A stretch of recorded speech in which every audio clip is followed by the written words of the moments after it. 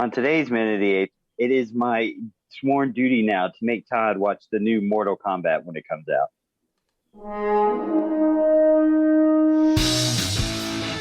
Take your stinking paws off me, you damn dirty ape! What is the divine bomb? We are the good human and the dead human! Where there is fire, there is smoke. The minute of the apes. The minute of the apes. The minute of the apes. The minute of the apes.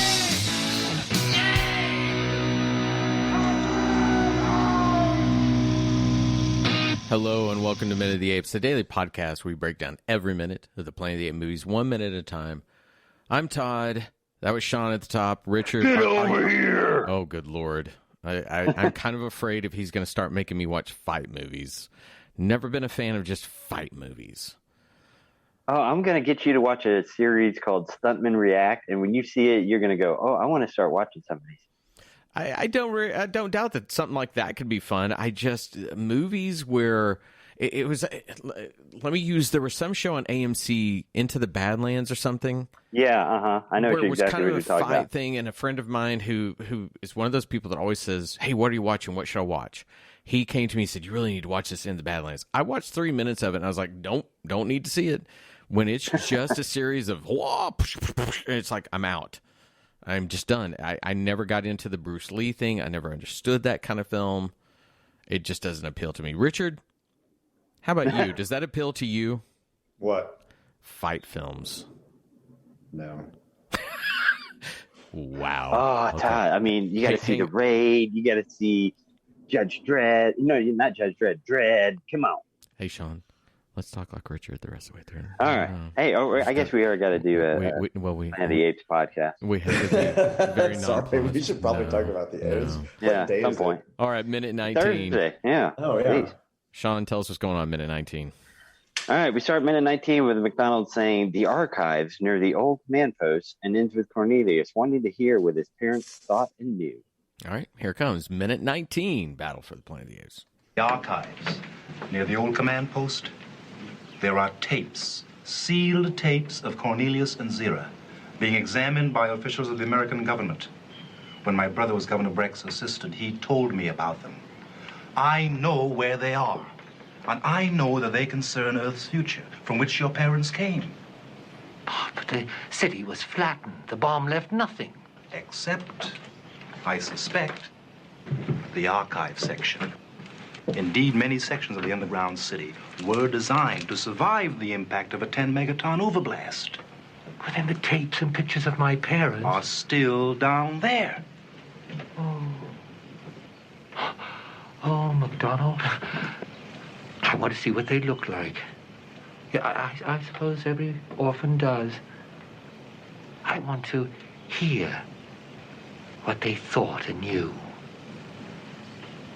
As of minute 19, we've got a village's worth of apes and humans, and maybe some archive footage. Who knows? Man, I am so confused by this minute because, once again, McDonald's knowledge that, that only about halfway into it does he suspect.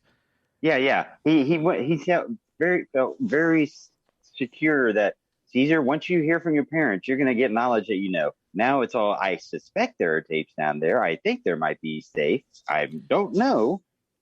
Okay, so let's jump back. There's one thing that has been the elephant in the room of this movie for a while. We now know that when my brother was Governor Breck's assistant, so we at least now know. Now we he's know the brother. He's not the same person, but he's. That's just it. So if you had a brother, Todd, and I worked with you all the time, I don't think I'd call your brother Hartzell like I call you Hartzell. True. I wouldn't just pass off the last name to the next person and say, "Oh, here's it. Now I've got a new Hartzell." Or, yeah, I mean, you're absolutely right. There would be something that because I'm thinking I have a very good friend that is a twin, and I don't ever, confuse them. I don't ever get it. They're very definitive. Each of them have their own names.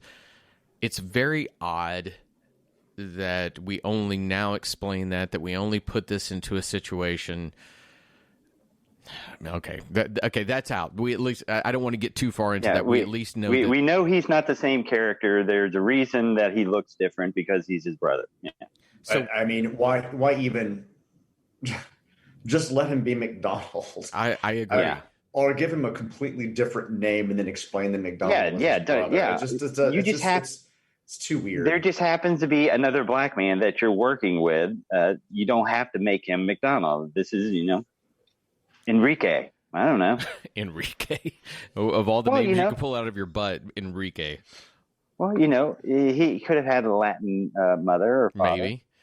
Okay, so there are so many things here that, again, we get into the knowledge that Brother McDonald should not have, that then he suspects. If you put, I have reason to suspect, at the beginning of all this, all of it somehow makes more sense. Because he begins talking about this, that they exist, that the room was designed for a 10 megaton blast. Overblast, which is a very specific knowledge. Especially when, I'm sorry, what did they refer to as the city in the last clip that you liked that reference so much, Richard? Dead City. Dead City.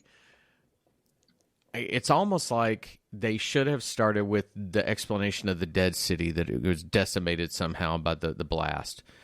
And it's such a weird pull to go a 10 megaton overblast. It's just sloppy as shit. So the reference to me that stood out was the near the old command post. And so that to me is a reference to the last movie. Previous movie, we got the concept of command posts. So I was at least kind of happy to hear a familiar kind of phrase or terminology explaining what it was. But we don't know that a bomb was dropped on this city. He says it could survive a blast. Mm-hmm. He says the city's dead. But the assumption is that the bomb was dropped there or dropped everywhere. Near it, yeah. I mean, and just because something was planned to survive a blast doesn't mean it actually did survive the blast. Right. Imagine in Conquest if they could have had the initial McDonald maybe taking the tapes of Cornelius and Zira and putting them in a safety box. In a safe somewhere, in a bunker, And then if this McDonald said, my brother let me know just before he was killed. He had contingencies or something, that he placed something in this place, and I have reason to suspect that they're still there. Well, and that's just it. With the old McDonald who had a farm, he was friends. That was one of my notes. Old McDonald who had a farm. He clearly had some type of relationship with Caesar. So it would not be out of the question for new McDonald to have knowledge of their relationship or friendship in such a way that he could say, my brother was trying to save your history or something along those lines before this happened. And I know where we can go. I know where he's stored. I know that before he died, he left his personal tapes in the archives. Something just to let us know. I mean, we're setting up the quest, right? This is clearly what this is doing. Oh, yeah. We're setting up the MacGuffin. We got to go find the tapes. Which quest. It's the quest, right? Now, if we go back to the first of it, the Aldo's horse ride, this should have been McDonald somehow either running from Aldo, that he has now gotten a note from his brother, or something that lets him know that those exist. It is exactly that. It's the MacGuffin. It's the let's open the briefcase in Pulp Fiction that we never understand. It's that, let's go, let's find. He would have a reason to have this information if he treated it like that. Yeah. I like the fact that Caesar wants to see what his parents look like. Caesar, I have a feeling your dad looks just like you. I talked about this kind of transformation from Caesar in the last minute or the minute before. The moment we get to, I want to see what they looked like, McDonald, as every orphan does. I want to hear what they thought and knew. This, to me, was reminiscent of him early in the previous movie, where he was very childlike before he had to age dramatically after he lost his Armando. Dad died, yeah. Right, after lost Armando. When he's using that phrasing, or the way youthful and childlike he becomes during that moment, reminds me of him, Caesar, from the first moments of the movie before. Very much so. I agree, and I really like that moment. If we had this duality where Caesar is feeling the pull again of the human father and the ape parents and all these kind of things, and he's reduced to that. I think that what could have been a really nice moment is if you built all that and then he's reduced to what you just said. Now we see the true duality of that ape that we saw early on. We would see the frailty. He can't be the leader that has the world on his shoulders. He wants that. There's a lot of good ideas here that simply if you layered and textured them a bit better, it'd be a lot of fun. Yeah, I mean, I don't mind this minute so much as the kind of unpacking of the information that McDonald has that just seems, like you mentioned, it's kind of like where is this coming from? This is out of nowhere, and I don't know. And a lot of assumptions, yeah. McDonald kind of goes from a threatening moment before to being somewhat helpful now. Like he was confrontational, and now he's trying to be sympathetic and convincing. I don't know.